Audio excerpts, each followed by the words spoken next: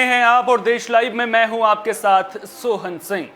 जब भी कहीं प्रदर्शन होता है तो अक्सर आपने प्रदर्शनकारियों को यह कहते सुना होगा कि हम सड़क से लेकर सदन तक प्रदर्शन करेंगे, सदन में अपनी आवाज उठाएंगे। लेकिन यहां उल्टी गंगा बहती हुई नजर आ रही है। सदन में हंगामा नजर आता है और फिर सत्र खत्म होने के बाद सड़क पर प्रदर्शन किया जा रहा है। मानसून सत्र के दौरान संसद में खूब हंगामा देखने को मिला। हंगामा इस कद्र बरपा कि सभापति वेंकैया नायडू की आंखों में आंसू आ गए। मानसून सत्र पूरी तरह से हंगामे की भेंट चढ़ गया। लेकिन जब इतने से भी विपक्षी पार्टियों का मन नहीं भरा तो राहुल गांधी की अगुवाई में पेगासस जासूसी कांड से लेकर कृषि कानूनों के खिलाफ प्रदर्शन किया गया। राहुल गांधी के साथ करीब 15 विपक्षी दलों के नेताओं ने संसद भवन से लेकर विजय चौक तक मार्च निकाला। मार्च के तुरंत बाद राहुल गांधी ने मोदी सरकार पर हमला बोला और आरोप लगाया कि पहली बार राज्यसभा में सांसदों की पिटाई की गई और विपक्षी सांसदों के साथ धक्का मुक्की की गई। राहुल गांधी ने सरकार पर आरोप लगाया कि विपक्ष को संसद में बोलने की अनुमति नहीं है। बता दें कि संसद से विजय चौक तक इस मार्च में बैनर और तख्ती लिए राज्यसभा में विपक्ष के नेता मल्लिकार्जुन खड़गे, राष्ट्रीय जनता दल के मनोज कुमार झा, शिवसेना के संजय राउत और अन्य नेता मार्च में शामिल हुए। इससे पहले आज राज्यसभा में विपक्ष के नेता मल्लिकार्जुन खड़गे के कार्यालय में विपक्षी दलों के नेताओं ने बैठक भी की थी। इसी खबर पर ज्यादा बातचीत के लिए हमारे एग्जीक्यूटिव एडिटर दिवाकर विक्रम सिंह हमारे साथ जुड़ गए हैं। दिवाकर जी, संसद में जब मानसून सत्र चल रहा था तो उस दौरान किस कद्र हंगामा बरपा था, हम सब ने तस्वीरें देखी थी और अब सड़क पर उतरकर विपक्षी पार्टियां प्रदर्शन कर रहे हैं। ये तो वही कहावत हो गई ना, खिसियानी बिल्ली खंबा नोची। सोहन, आपने एक बहुत अच्छा कमेंट किया है। हालांकि अगर हम सिर्फ इसी बात पर तुरंत हाँ कह दें तो ऐसा लगेगा कि हम सरकार के पक्ष को रख रहे हैं, लेकिन पक्ष दोनों तरह से देखना चाहिए और उसको देखते हुए मैं कुछ बातों को कहना चाहूंगा।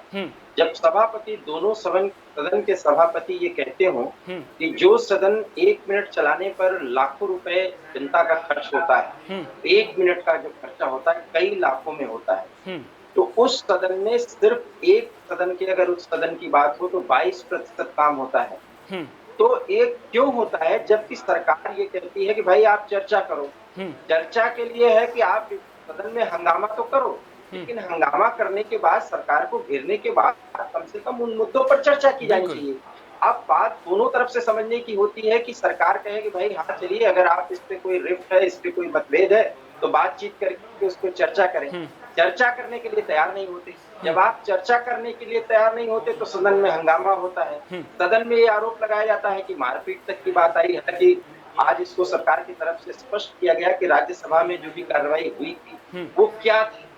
तो उसको देख करके ये साफ और सरकार के पक्ष को सुनने के बाद स्पष्ट हो जाता है कि विपक्ष विरोध करने के लिए अगर विरोध करता है और इस पे ये कहता है कि हमारी आवाज, लोकतांत्रिक आवाज दबाई जा रही है, तो एक सही मैसेज नहीं जाता है। सही मैसेज तो तब जाता जब ये होता कि सरकार के इतने जुल्म के बावजूद भी सदन में विपक्ष ने सरकार को घेरते हुए किसी भी मुद्दे पर जिस पर चर्चा होनी चाहिए, चर्चा करते हुए बिल को पास होने दिया या नहीं है। यही मुद्दे होने चाहिए, सदन का यही काम है। लेकिन जब आप सदन की पूरी कार्रवाई हो जाती है और बड़ी विडंबना ये है कि देखिए आप अंतिम दिन राज्यसभा में वो बिल पास हो जाता है जिसमें सारे लोग सम्मिलित हो जाते हैं, उससे सहमत हो जाते हैं और वो आरक्षण का बिल होता है। क्योंकि इसको पास अगर करने का कोई विरोध होता है या इस पे कोई चर्चा होती तो निश्चित रूप से वो राजनीतिक पार्टी उन जातियों के निशाने पर होती जो जिन जातियों से इनको वोट लेना है।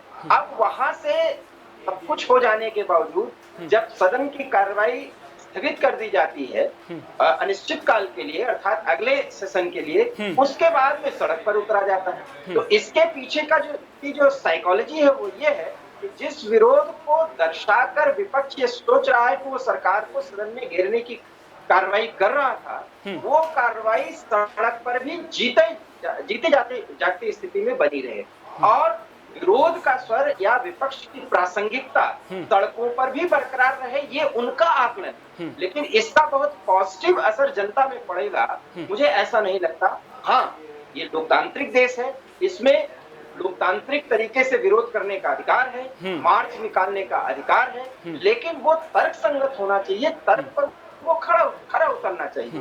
बड़ा सवाल ये है कि जिन दोनों सदनों पर इतने प्रतिशत 22%, 30% काम होता है, 70% आपने सिर्फ हंगामे की रेट चढ़ा दिया, क्या उसके लिए सरकार ही जिम्मेदार है? ये एक बड़ा सवाल।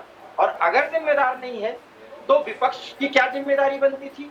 विपक्ष की अगर जिम्मेदारी बनती तो क्या होनी चाहिए? शायद इस बात का कोई जवाब नहीं दे रहा है। लेकिन अगर जवाब नहीं दे रहा है, चाहे वो सत्ता पक्ष हो या विपक्ष हो, वो जनता की नजरों से बच नहीं पाएगा। अच्छा, एक अहम सवाल मैं आपसे लेना चाहूंगा। आपने कहा कि विपक्ष विरोध दर्शाना चाहता है, वो संसद में भी देखने को मिला और अब जब सत्र खत्म हो गया उसके बाद सड़कों पर भी देखने को मिला।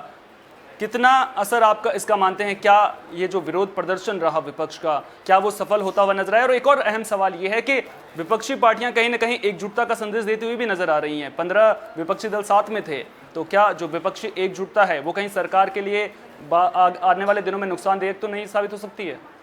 देखिए, असहज स्थिति तो सरकार के लिए नहीं है, क्योंकि सरकार की पर्याप्त संख्या बल की स्थिति दोनों सदनों में है, कम से कम चर्चा के लिए और किसी भी जो तर्कसंगत बिल है उसको पास करें। लेकिन आपका जो पहला सवाल था, क्या ये सफल है? देखिए, सफल एक मायने में है, कम से कम ये जो विपक्षी दल आपस में आपसे इस हित के टकराने के कारण अभी बिखरे हुए अलग अलग स्थिति में है, सरकार को घेरने के ही मुद्दे पर सही, जनता में अपनी प्रासंगिकता को सिद्ध करने के लिए ही सही, किसी मुद्दे पर अगर एक जगह इकट्ठा हो रहे हैं तो लोकतंत्र में विपक्ष का मजबूत होना बहुत जरूरी है। इसलिए अगर ये सड़कों पर मार्च करके अपनी प्रासंगिकता को सिद्ध कर रहे हैं या जिन मुद्दों पर ये हंगामा कर रहे हैं, सड़क पर मार्च निकाल रहे हैं, जनता का इससे कनेक्शन होता है तो ये सफल है। लेकिन सवाल यही है और विडंबना यही है कि सब कुछ विपक्ष कवायद करता है, उसके मंसूबे जो हैं वो बहुत पॉजिटिव नहीं नजर आते हैं। इसके कारण से इनकी जो स्थिति बनती है विरोध करने की एक साथ होकर के,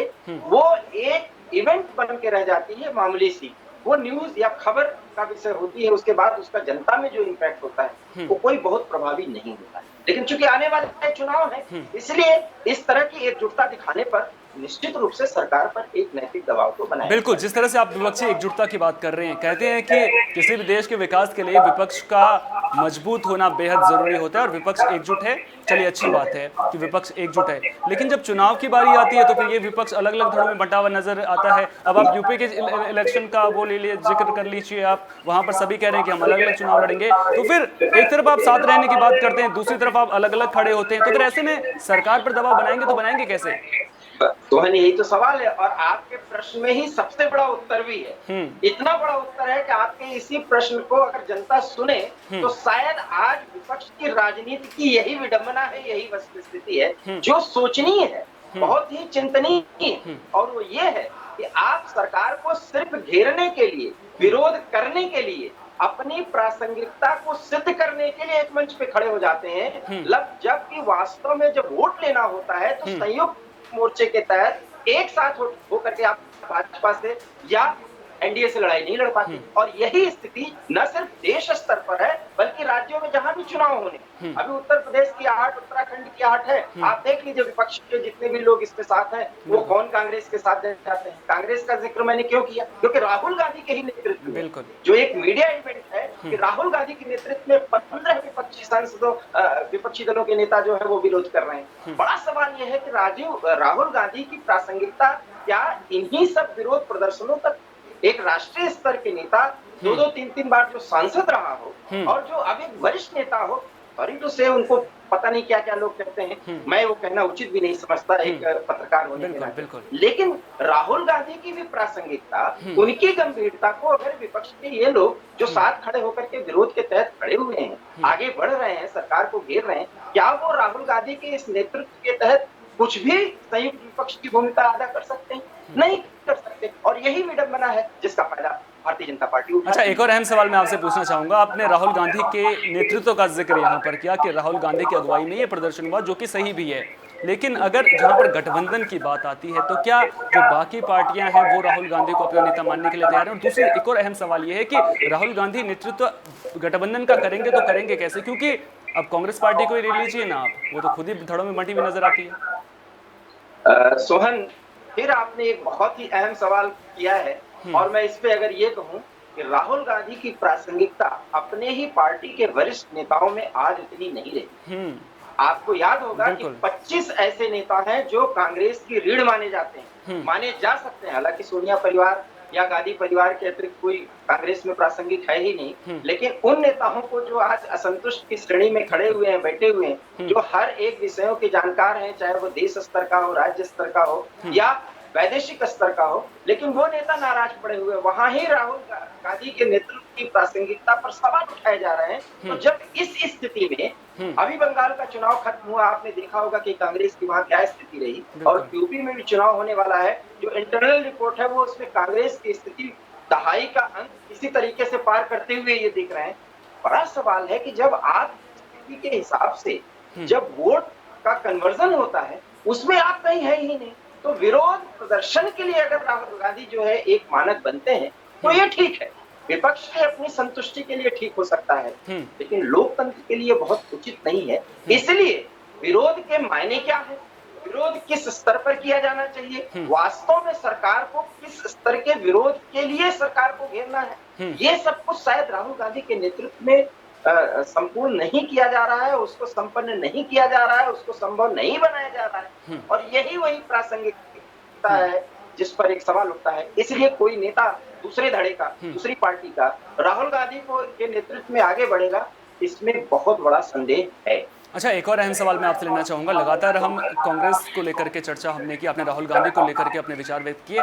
एक और अहम सवाल मैं पूछना चाहूंगा। लगातार हम देख रहे हैं कि राज्य दर राज्य बीजेपी की सरकार बनती हुई हमें नजर आई है, और उसके अलावा अगर मैं विपक्ष को लेकर के सवाल पूछूं, कांग्रेस आपको, जो राहुल गांधी है वो आपको नेतृत्व करते हुए नजर नहीं आते हैं, तो आखिर विपक्ष मजबूत अपने आप को बनाए तो बनाए कैसे? आखिर सरकार का मुकाबला करे तो फिर करे कैसे? देखिए, विपक्ष लोकतंत्र में जरूरी, सशक्त विपक्ष सरकार के लिए एक हथौड़े का काम करती है, एक बंधन का काम करती है। जरूरी है कि वो मुद्दे जो लोग से जुड़े हुए हैं, आम जनता से जुड़े हुए हैं, उन्हें इस कदर उठाया जाना चाहिए कि जनता कनेक्ट हो उस नेता से।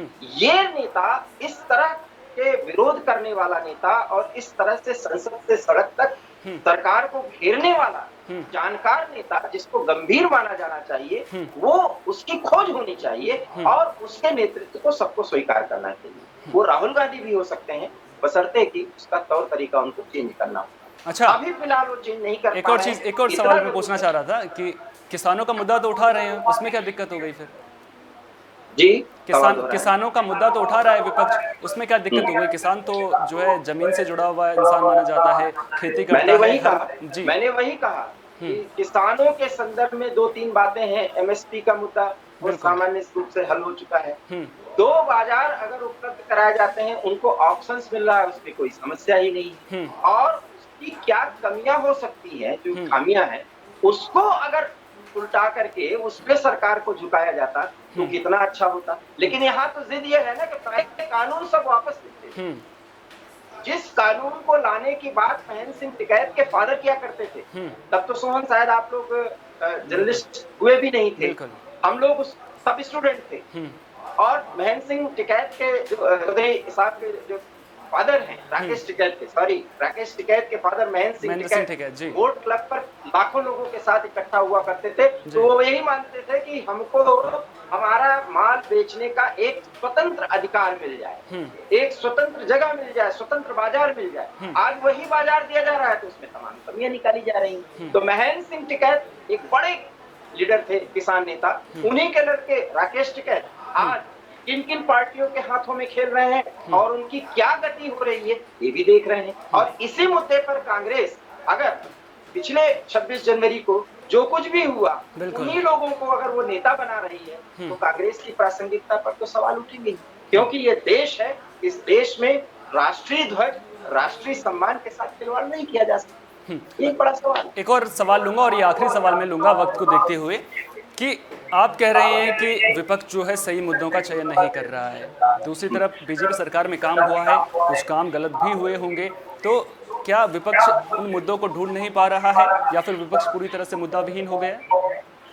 मुद्दा विहीन नहीं हुआ, जबकि मुद्दे हैं। महंगाई का मुद्दा, बढ़ते पेट्रोल डीजल का मुद्दा, और इस तरीके से वो सारे मुद्दे हैं जो उठाए जाने चाहिए। आपको यकीन नहीं होगा कि जो आप पेट्रोल खरीद रहे हैं अपने स्कूटर में या अपने 4 व्हीलर में डलवाने के लिए, उसकी कीमत 100 पार है, जबकि वो मात्र 47 रुपए में हमको मिल रहा है। बिल्कुल। तो 50 रुपए के विभिन्न तरीके के टैक्स पर अगर कोई छूट दी जा सके तो ये बहुत बड़ी बात हो सकती है। टैक्स इसलिए लिया जाता है कि वो पैसा आता है, वो देश के काम में लगाया जाता है, लेकिन जनता इतनी उस पे हाल बेहाल की स्थिति में न हो कि उसका रोजमर्रा का जो जीवनचर्या है वही प्रभावित हो जाए। तो इन सारे मुद्दों को तर्कसंगत तरीके से कई प्रमाण रख करके अगर सरकार जो है वो मूवमेंट सरकार के खिलाफ अगर विपक्ष मुहिम छेड़े तो वो जनता कनेक्ट होती है। अदरवाइज अपनी प्रासंगिकता और अपने स्थान को निर्धारित करने के लिए अगर सड़कों पर उतरेंगे तो अपने फायदे के लिए विरोध करना है, इसलिए विरोध कर रहे हैं। जनता उसको देखती है, इवेंट की तरह उसको समझती है और उसके बाद उसको बुला दिया जाता है। हाँ, एक बात जरूर है कि सरकार अगर यही काम करती रहेगी तो हो सकता है जनता कहीं न कहीं सरकार से भी नाराज हो सकती है, क्योंकि ये जनता से सीधे जुड़े हुए मुद्दे हैं और इन्हीं मुद्दों से कनेक्ट विपक्ष को होना चाहिए, जो विपक्ष नहीं होता। बहुत बहुत शुक्रिया दिवाकर जी, तमाम जानकारी को हम तक साझा कर कि जो प्रदर्शन हो रहे हैं वो किस लिए हो रहे हैं, क्यों हो रहे हैं। हालांकि विपक्ष लामबंद नजर आ रहा है, एकजुट नजर आ रहा है, लेकिन क्या ये एकजुटता आने वाले चुनावों में भी देखने को मिलेगी, ये अपने आप में बड़ा सवाल है। फिलहाल के लिए देश लाइव में इतना ही, दीजिए इजाजत, नमस्कार।